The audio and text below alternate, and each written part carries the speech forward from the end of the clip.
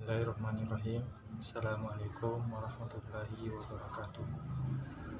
Puji syukur kita panjatkan kehadirat Allah Subhanahu wa taala atas rahmat dan hidayahnya lah sehingga pada kesempatan ini kita diberi kesehatan dan keselamatan.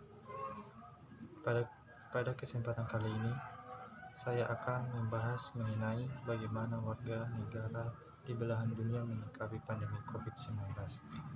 COVID-19 yang masyarakat menyebutnya virus corona adalah virus yang menyerang sistem pernapasan yang bisa menyebabkan kematian. Kasus virus corona diketahui lewat penyakit misterius yang melumpuhkan beberapa negara yaitu Wuhan dan kota Cina.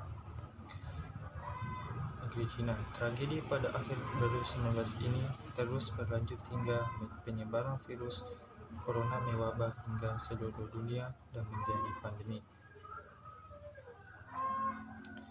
Hampir tidak ada negara atau wilayah di dunia yang absen dari virus corona pandemi. Virus corona atau virus COVID-19 sudah menyebar sekitar 173 negara, yaitu berkaitan dengan pasar hewan yang berjualan berbagai jenis daging binatang termasuk yang tidak bisa dikonsumsi misalnya kelelawar, ular, dan lain-lain. Lalu, bagaimana pendapat beberapa warga negara di belahan dunia menyikapi pandemi COVID-19 tersebut? Dari negara kita sendiri, yaitu Indonesia. Indonesia sampai sekarang masih melawan virus corona. Angka pasien COVID-19 di Indonesia sudah melebihi 1.000 orang dan 100 lebih orang diantaranya meninggal dunia dan 64 orang dinyatakan sembuh. Hampir 1 bulan pemerintah Indonesia melakukan upaya untuk menanganinya. Salah satunya yaitu dengan kebijakan lockdown, harapannya agar penyebaran virus dihentikan. Dampak sampingnya memang ekonomi akan lemah. Dampak ini tidak kurang parahnya daripada dampak virus itu sendiri. Yang kedua dari negara Jepang. Di Jepang sejauh ini sudah terjadi 1.523 kasus corona, 696 kasus diantaranya tertular saat berada di kapal pesiar Diamond Princess. 34 warga di Jepang meninggal karena terjangkit COVID. Sempat ada kekhawatiran setelah penyebaran di kapal pesiar tersebut. Jepang sejauh ini berhasil mencegah penyebaran COVID-19, diantaranya menutup semua sekolah yang ada di wilayahnya. Mereka tidak menerapkan lockdown tapi membatasi pergerakan warga. Yang ketiga, Singapura dan Hong Kong. Sama seperti Jepang, Singapura dan Hong Kong membatasi pergerakan warganya. Singapura dapat pujian dari Organisasi Kesehatan Dunia karena dianggap telah berhasil mengurangi penyebaran virus corona ini. Di Singapura ada 243 kasus, belum ada laporan yang meninggal dan lebih dari 100 orang dinyatakan sembuh. Kedua negara ini melakukan pelacakan terhadap siapa saja yang melakukan atau dekat dengan mereka yang dinyatakan positif tertular COVID-19. Isolasi dan karantina juga diberlakukan bagi mereka yang tertular. Yang keempat, Korea Selatan. Korea Selatan tercatat lebih dari 8.300 kasus positif corona dengan 75 kematian. Negara ini memiliki pendekatan yang berbeda jumlah besar.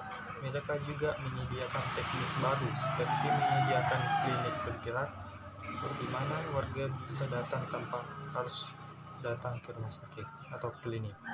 Mereka datang tanpa harus datang ke rumah sakit.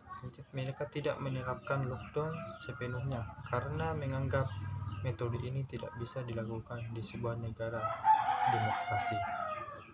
Yang kelima, itu negara Cina. Cina menjadi negara yang melakukan karantina terbesar dalam sejarah COVID-19 dengan menutup 16 kota. Jumlah kematian di Cina melebihi 3.200 orang. Sudah ada lebih dari 81.000 kasus COVID di Cina yang kebanyakan terjadi di provinsi Hubei. Yang keenam, Eropa. Italia kini menjadi negara kedua terburuk kasus corona setelah Cina dengan 27.980 kasus, 2.158 diantaranya meninggal dunia di Italia. Di Italia, lockdown diberlakukan secara nasional yang melarang hampir seluruh kegiatan 60 juta warganya.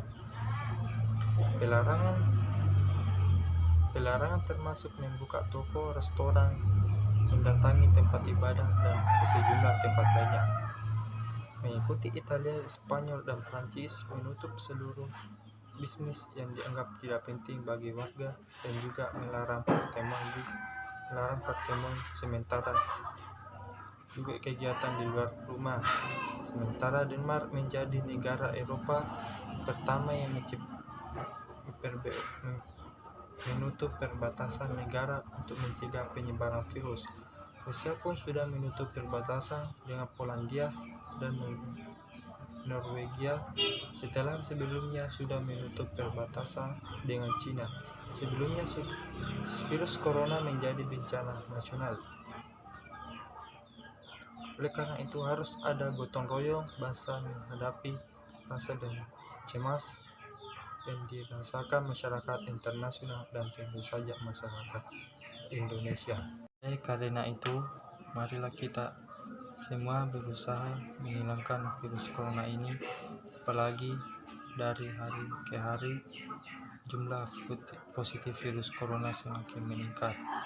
Marilah kita saling menjaga kesehatan dan mengikuti semua peraturan dari pemerintah. Dan marilah kita belajar dari Cina dan Italia ketika dihantam virus corona. Masyarakat mereka saling membantu dengan pemerintahannya untuk melawan virus corona ini. Itulah tadi pendapat dari beberapa negara di belahan dunia menyikapi pandemi COVID-19. Mari kita saling menguatkan dan memberi support kepada saudara-saudari kita yang melawan pandemi COVID-19. Tetap stay di rumah, keluar boleh dalam hal-hal yang penting, pakai masker dan rajin-rajinlah mencuci tangan. Semoga virus corona ini cepat hilang dan kita bisa beraktivitas dengan baik lagi. Kami sebagai mahasiswa juga sangat terganggu karena adanya virus corona ini membuat sistem perkuliahan kami menjadi sistem daring atau kuliah online. Kuliah online ini membuat mahasiswa sangat terbebani. Demikianlah, itulah tadi yang bisa saya sampaikan. Kurang lebihnya mohon dimaafkan. Wabillahi taufiq wal hidayah. Assalamualaikum warahmatullahi wabarakatuh.